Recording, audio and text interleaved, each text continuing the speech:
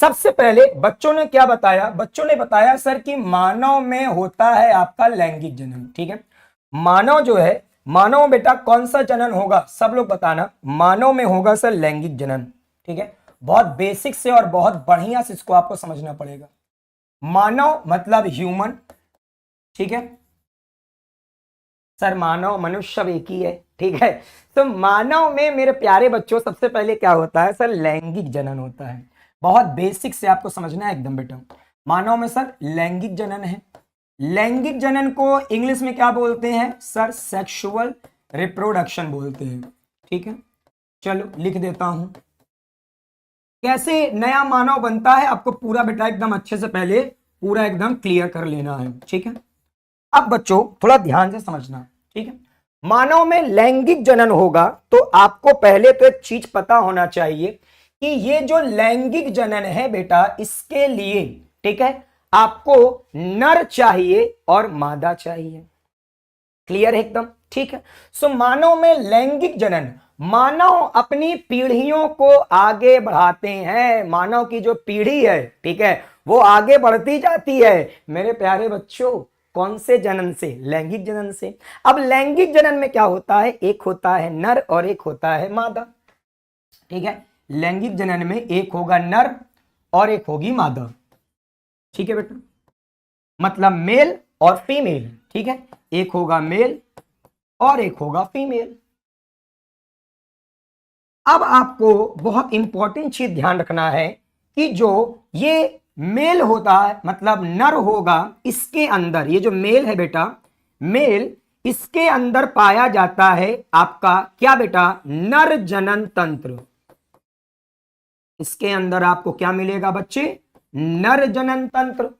और फीमेल के अंदर आपको क्या मिलेगा बच्चों, मादा जनन तंत्र। ठीक है, आपको पता होगा बहुत क्वेश्चन आता है बेटा, नर जनन तंत्र से मादा जनन तंत्र से अपार क्वेश्चन आता है बेटा। हाँ, दोनों की नोट्स अलग अलग बनाओगे। पुष्पी पादपों में लैंगिक जनन की अलग नोट्स बनाओगे, मानव जनन की अलग नोट्स बनाओगे बेटा। ठीक है, क्योंकि ये जूलॉजी में है तो इसकी अलग नोट्स आपको बनानी है, एकदम ध्यान से सुनना। ठीक है, तो ये जो सर आपने बताया कि ये जो नर होता है, इस नर में क्या पाया जाता है सर, इसमें पाया जाता है नर जनन तंत्र।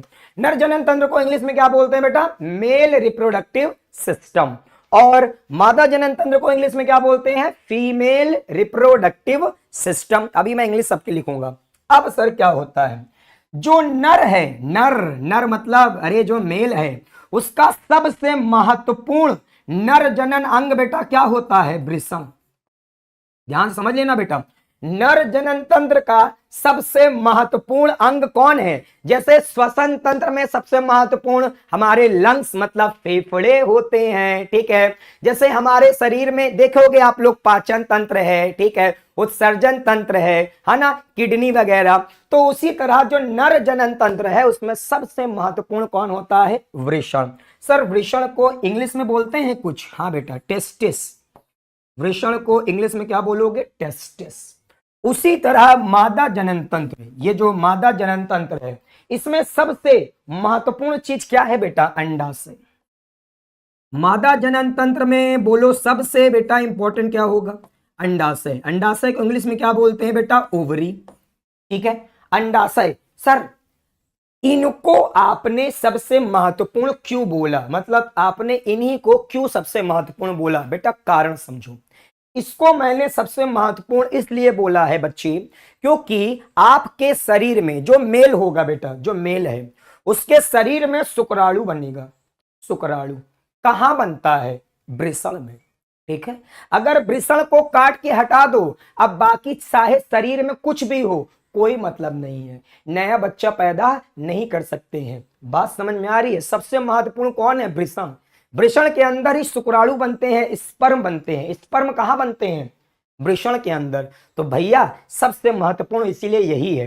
क्यों, क्योंकि अगर स्पर्म नहीं होगा तो नया बच्चे का जन्म कैसे होगा। स्पर्म मतलब नर युग्मक, तो नर युग्मक कहां बनते हैं, वृषण में, इसलिए सबसे महत्वपूर्ण ये होता है बेटा। ठीक है, उसी तरह से सर मादा युग्मक मतलब अंडाणु। अंडाणु को बेटा हम क्या बोलते हैं इंग्लिश में, ओवम। ठीक है, तो ओवम जो होते हैं है ना, वो कहां बनते हैं बेटा, अंडाशय में। ठीक है, मतलब मादा युग्मकों का निर्माण अंडाशय में होगा। मादा युग्मक बेटा कहां बन रहे हैं? अंडाशय में बन रहे हैं। तो सबसे महत्वपूर्ण प्यारे बच्चों कौन है? जल्दी बताओ, मादा में, फीमेल में सबसे महत्वपूर्ण कौन है? Sir ovary. क्यों? क्योंकि यहीं पास बनते हैं बेटा ओवम। ठीक है, ओवम के बिना नई संतान नहीं बन सकती। उसी तरह सर वृषण सबसे महत्वपूर्ण इसलिए है क्योंकि वृषण में बनते हैं बेटा आपके स्पर्म। क्लियर हो गया? चलो बात समझ में आ गई। ओके, अब आगे सुनो बेटा। अब ये जो आपका, ठीक है, वृषण है, इसके अंदर क्या बनते हैं सर? शुक्राणु। शुक्राणु मतलब स्पर्म। इसके अंदर स्पर्म बनेंगे, शुक्राणु बनेंगे, और सर अंडाशय के अंदर अंडाणु मतलब ओवम बन जाएंगे। क्लियर है जी सर? अब क्या होगा? ये जो शुक्राणु और अंडाणु है, ठीक है, आपको पता होगा जो शुक्राणु होगा ये बेटा घूमते टहलते कहां पहुंच जाएगा? अंडाणु के पास। शुक्राणु जो होते हैं ये बच्चे कहां पहुंचते हैं? अंडाणु के पास। ठीक है, जो शुक्राणु है ये मेल का जो शुक्राणु है ये जाएगा बेटा किसके अंदर? फीमेल के अंदर। और फीमेल के अंदर क्या होगा बेटा? अंडाणु मतलब ओवम। तो ये स्पर्म और ये ओवम बेटा क्या कर लेंगे? संलयन मतलब निषेचन कर लेंगे। ठीक है, स्पर्म जाएगा ओवम के पास और स्पर्म और ओवम के बीच में क्या हो जाएगा बेटा? निषेचन। क्या हो गया सर? निषेचन हो गया। पहले बोलो इतनी बातें सबको क्लियर हो गई? सब लोग जल्दी बताओ, इतनी बातें सबको पहले एकदम अच्छे से क्लियर हो गई? ठीक है, एकदम पूरा जल्दी जल्दी बताते चलना, पहले इतनी बातें सबको क्लियर हुई कि नहीं? निषेचन हो गया, यहां तक बातें समझ में आ गई? सब लोग जल्दी जल्दी बताओ। यस सर, इतनी बातें पहले सबको क्लियर हो गई। फटाक से एक लाइन में सबका आंसर आना चाहिए छोटे छोटे दिलों के साथ। सर इतनी बातें क्लियर, एकदम क्लियर है सर? ओके बिल्कुल एकदम क्लियर है सर। ओके, निषेचन हो गया। ठीक है सर, निषेचन हो गया। अब निषेचन के बाद क्या बनता है बेटा? सबको पता है, जाइगोट। निषेचन के बाद जाइगोट। जाइगोट को हिंदी में क्या बोलते हैं? युग्मनज। तो निषेचन के बाद जाइगोट बन गया। अब आपको पता है ये जो जाइगोट होगा इसमें विभाजन होगा। ये जो जाइगोट होगा इसमें विभाजन होगा, मतलब जाइगोट में एक कोशिका होती है, इससे दो कोशिका बनेगी, 2 से 4, 4 से 8, ऐसे ये जाइगोट में बेटा आपका विभाजन होगा। और फिर ये जाइगोट जो है, ये जाइगोट जो फीमेल है बेटा उसका जो यूट्रस होता है, यूट्रस आप जानते हैं बेटा बच्चादानी या गर्भाशय। ठीक है, इस जाइगोट में विभाजन होने लगेगा। विभाजन होने के बाद अब ये जो जाइगोट है बेटा आगे चलकर ये भ्रूण में बदलने लगेगा। और अब ये जो भ्रूण है बेटा ये उस फीमेल के गर्भाशय से जुड़ जाएगा। ठीक है, यस सर, जुड़ जाएगा। बिल्कुल बिल्कुल बिल्कुल क्लियर? हाँ जी, बहुत बढ़िया। जाइगोट जो है, जाइगोट, ये जाइगोट क्या होगा सर? ये अच्छा यहां पर युग्मनज मां लगा दो। ओके भाई, ये मां रहेगा बस, युग्मनज। अब ये जाइगोट जो है ना, आगे चल के भ्रूण बनाएगा और वो जाकर जुड़ जाएगा बेटा किसके साथ? गर्भाशय के साथ। और इस प्रक्रिया को बेटा हम इंग्लिश में क्या बोलते हैं? इम्प्लांटेशन। इम्प्लांटेशन, या इसी को बोलते हैं बेटा हिंदी में अंतरोपण। अंतरोपण हो जाएगा। जाइगोट के बाद बेटा जो भ्रूण बनेगा वो भ्रूण जाकर कहां जुड़ जा रहा है? गर्भाशय में। जल्दी बोलो फटाफट, ये भ्रूण कहां जुड़ जा रहा है बेटा? जाइगोट के बाद भ्रूण बनेगा और भ्रूण कहां जुड़ जाएगा? गर्भाशय से। इस प्रक्रिया का नाम बोलो बेटा। बेटा इस चैप्टर में जो नाम आए ना आपको, जैसे मैं हिंदी तो बताता जाऊंगा, अंतरोपण बोलते हैं, लेकिन मैं आपसे कहना चाहूंगा कोशिश करना आप इम्प्लांटेशन तैयार करो, क्योंकि इंग्लिश में नाम ज्यादा आसान रहेंगे, आपको लिखने में भी ज्यादा आसान पड़ेगा। ठीक है, तो फर्टिलाइजेशन हुआ, निषेचन हुआ।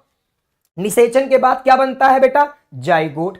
नर और मादा युग्मक मतलब शुक्राणु और अंडाणु, शुक्राणु और अंडाणु, है ना बेटा?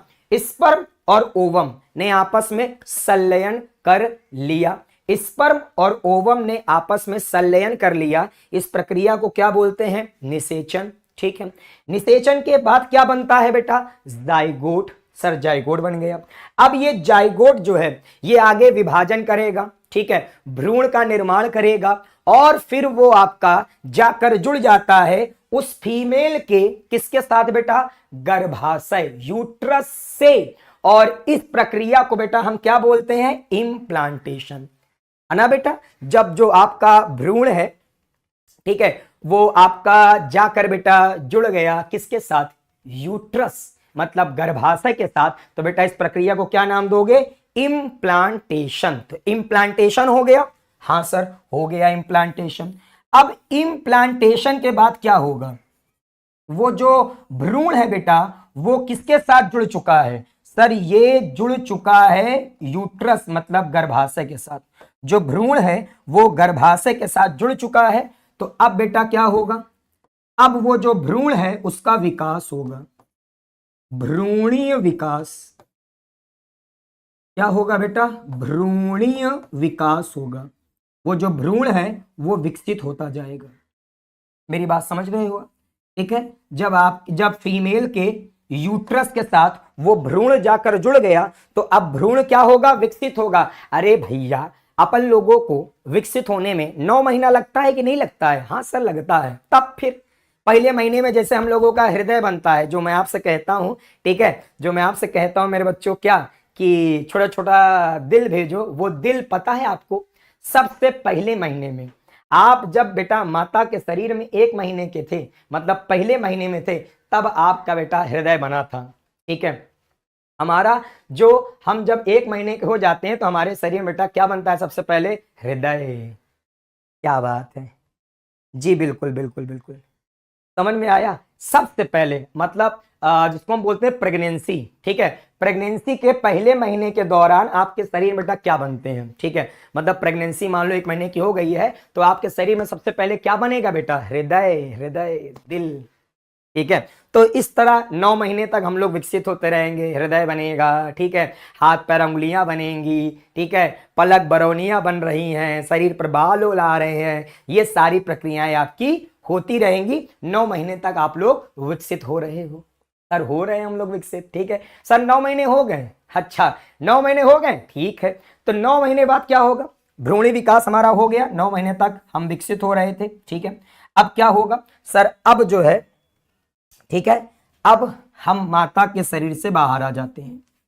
इसके बाद क्या होता है बेटा? हम माता के शरीर से बाहर आ जाते हैं और माता के शरीर से शिशु के बाहर आने की प्रक्रिया को बेटा हम लोग क्या बोलते हैं? कितने लोगों को पता है? नहीं पता, हम बताएंगे, ठीक है। माता के शरीर से शिशु अब बाहर हो जाएगा ना, बाहर आएगा। तो माता के शरीर से बेटा शिशु के बाहर आने को क्या बोलते हैं? प्रसव। प्रसव। और बेटा फिर आपको पता होगा कि बोलते हैं ना कि प्रसव के दौरान जो है, प्रसव के बाद जो शिशु मतलब जो आपका नवजात शिशु है, ठीक है, यस सर, बेटा प्रसव हो गया। प्रसव का मतलब क्या हो गया? कि माता के गर्भाशय से पूर्ण विकसित जो शिशु है वो बाहर आ गया है। और अब भैया दुग्ध श्रावण, माता के शरीर से दुग्ध भी तो श्रावित होगा, तभी तो नवजात शिशु को बेटा दुग्ध वगैरह मिलेगा। तो साथ में बेटा क्या होता है? दुग्ध श्रावण। ठीक है। तो इस तरह से बेटा मानव में एक नई संतान का निर्माण होता है। ठीक है। प्रसव, प्रसव को अभी मैं इंग्लिश बता दूंगा। प्रसव को इंग्लिश में बोलते हैं बेटा पार्चुराइशन और दुग्ध श्रावण को बोलते हैं बेटा इंग्लिश में लैक्टेशन। ठीक है। अभी मैं इंग्लिश लिख देता हूं इसकी अलग से।